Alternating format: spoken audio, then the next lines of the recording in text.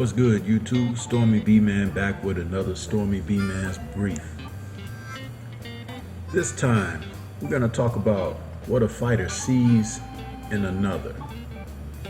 You know, there's been a way of going about it in the sport of boxing nowadays where fighters express the sentiment of seeing something in another, or that's just kind of an underhand way of expressing who is or is not an imminent threat in the sport today.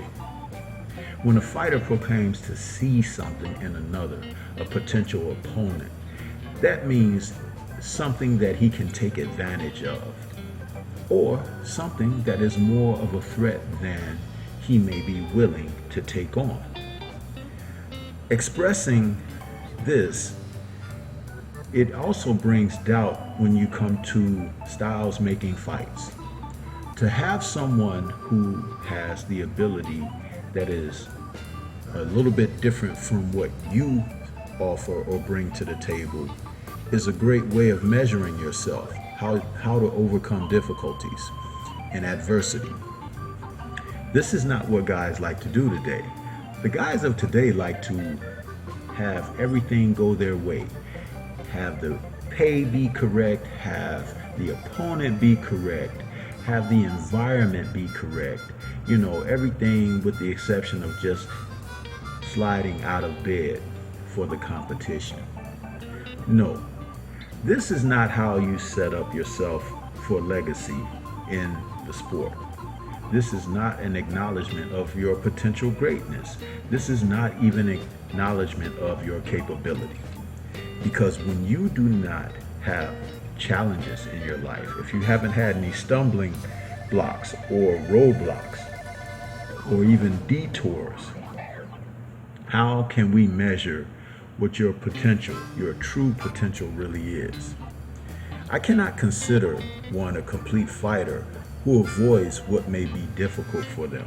And in the sport of boxing today, we have tremendous amount of athletes who are just underachieving. But in a time where everyone is being awarded trophies and trinkets, it is a little bit delusional when they find that they can consider themselves a champion or have defeated a champion of someone who hasn't been tested as well. So there you have it, where a fighter sees something in the road or the path that lie ahead. What he sees isn't always what's really on the table.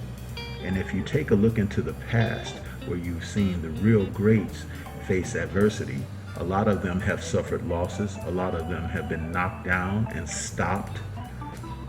But to be able to come back from that, even defeat the guy who defeated you, and achieve far more as you go on, that is what people remember, and that is what people give way and acknowledgement to.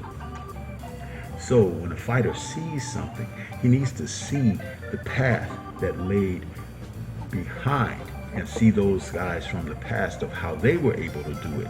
And then he might be able to assess if he really wants to do this himself. This is the kind of thing that the coaches and trainers of today have to share with their fighters and their potential proteges that they put out. Otherwise, it is all for naught. Because once that glass house the roof gets cracked, guess what comes crashing down? This is something that should be spoken about and acknowledged. And as we go forward talking about these things in the future, Stormy will have much more to say. But for now, that's it. That's all I have to say.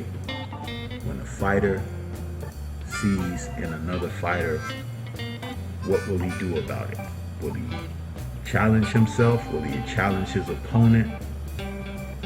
That question is still on the table. This has been another Stormybman brief. Catch you on the next one.